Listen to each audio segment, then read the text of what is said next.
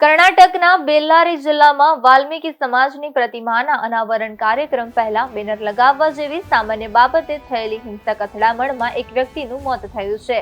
આ ઘટના બાદ સમગ્ર વિસ્તારમાં તણાવ ફેલાઈ ગયો છે અને પોલીસે સાવચેતીના ભાગરૂપે મોટા મેળવડા પર પ્રતિબંધ લગાવી દીધો છે। સ્થાનિક લોકોના જણાવ્યા મુજબ આ વિવાદ ત્યારે શરૂ થયો જ્યારે કોંગ્રેસના કાર્યકરો સ્થાનિક ધારાસભ્ય ભારત રેડ્ડીના સમર્થનમાં બેનર લગાવવા પહોંચ્યા હતા। આરોપ છે કે આ બેનરો કલ્યાણ રાજ્ય પ્રગતિ પક્ષના ધારાસભ્ય જનાર્દન રેડ્ડીના ઘરની સામે લગાવવામાં આવી રહ્યા હતા, જેનો જનાર્દન રેડ્ડીના સમર્થકોએ વિરોધ કર્યો। જોતામાં બંને પક્ષો વચ્ચેની સામાન્ય બોલચાલીએ ઉગ્ર સ્વરૂપ ધારણ કરી લીધું અને પથ્થરમારો શરૂ થઈ ગયો।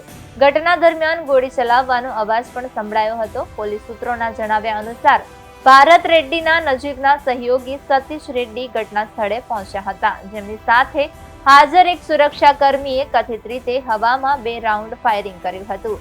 અફરાતફરી વચ્ચે રાજશેખર નામના એક વ્યક્તિનું મોત થયું છે।